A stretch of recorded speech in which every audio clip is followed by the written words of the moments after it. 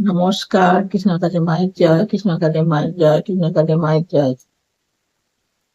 বন্ধুরা, সব কেমন আছো? আশা করি আমার বন্ধুরা খুব ভালো আছে। আমি বন্ধুদের সঙ্গে গল্প করতে এলাম। বুঝতে পেরেছো বন্ধুরা?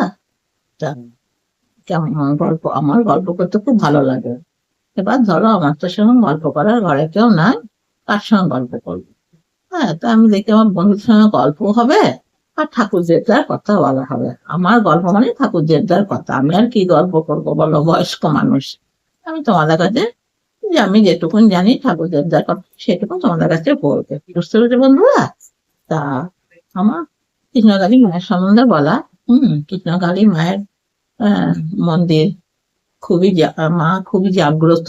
এবার কি বলতো, ওখানে তো মন্দিরটা এখনো সেরকম হয়নি। ওই কোনো রকমের অ্যাজবেস্টার ত্রিপল দিয়ে মাকে রাখা হয়েছে, কোনো জায়গাটা এখনো ঠিক হয়নি। এবার ধরো, যতবারই করবার চেষ্টা করছে কিন্তু হচ্ছে না। কিছু কিছু বাধা পড়ছে, তা হচ্ছে না। তা আশা করি মায়ের মন্দির ঠিকই হবে, মা নিজেই করে নেবেন মায়ের মন্দির। হ্যাঁ, যার জিনিস সে নিশ্চয় করে নেবেন। আর মায়ের যখন অত আহ ভক্ত আছে, মায়ের ভক্ত প্রচুর, মানে কি বলবো, দেশ বিদেশে মায়ের ভক্ত আছে। বুঝতে পারছি বন্ধুরা? এমনকি আমেরিকা থেকেও মায়ের ভক্তরা আসে।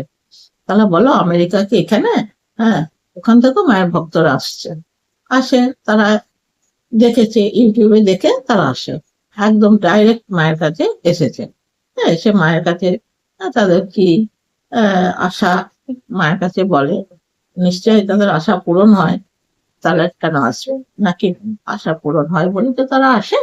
তারপর ধর, অনেকের আশা পূরণ হোক বা নাই হোক, মাকে দর্শন করতেও তো আসে। মা কি সবসময় দেবো দেবো মাকে সবসময় মা দেবেন তাই মায়ের কাছে যাব, সেটা তো নয়। হ্যাঁ, মা দিলেই যাব, আর নাহলে মায়ের কাছে যাব না তা নয়। মায়ের কাছে আসবো, মাকে প্রণাম করব, হ্যাঁ, ভালোবাসবো, ভক্তি শ্রদ্ধা করব।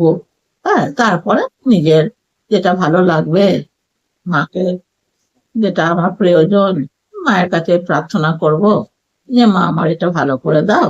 মায়ের কাছে একটা প্রার্থনা করে চাইবো, তবে মা আশা করি সেটা নিশ্চয় পালন করবে, কারণ মা প্রত্যেকেরই পালন করেন।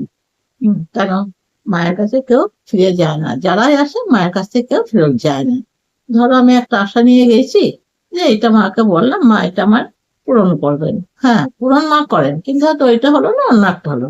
একদিক দিকে না একদিক দিয়ে আশা পূরণ অবশ্যই হয়। বুঝতে পেরেছো বলবো? তা একবার আসবে, সে দেখবে কেমন লাগে।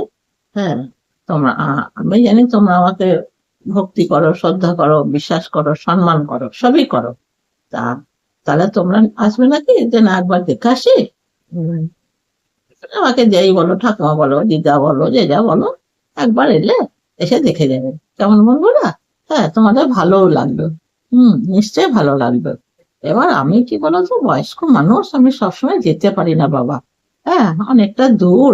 এবার ধরো, বর্ধমানের ভেতরে থাকি ঠিক কথা, কিন্তু অনেকটা দূর। আমার যেতে গেলে টোটো, মোটর সাইকেল, কিন্তু আমি মোটর সাইকেল অনেকক্ষণ বসতে পারবো না, আর টোটোতেও ভালো উঠতে পারি না। তো ঈশ্বর টানালে নিশ্চয়ই যাব। হ্যাঁ, মাঝে মধ্যে একবার কেউ দেখে আসি। এবার বাড়ির সব যায়, তাদের মুখ থেকে আমি শুনি। তা অবশ্যই যাব, কেন যাব না? আমাদের বর্ধমানের ভেতরে নিশ্চয়ই যাব। বর্ধমানের বাড়ি থেকে কতজন আসছে। হ্যাঁ, যখন যাব নিশ্চয় শরীর ভালো থাকলে অবশ্যই যাব, কেন যাব না? তা দেখি আমার বন্ধুদের একবার বলি। বন্ধুরা তো অবশ্যই আমাকে বিশ্বাস করে। তা তোমরা আমার আমার চ্যানেলটা সাবস্ক্রাইব করে দিও, এটা লাইক করে দিও। আর কি বলবো, আমার শুভেচ্ছা, ভালোবাসা, আশীর্বাদ নিই, কেমন? হ্যাঁ, ঠিক আছে, আবার পরের ব্লগ দেবো। আসছি, কেমন? নমস্কার। কৃষ্ণকালী মায়ের জয়, কৃষ্ণকালী মায়ের জয়, কৃষ্ণকালী মায়ের জয়। রাখছি বাবা।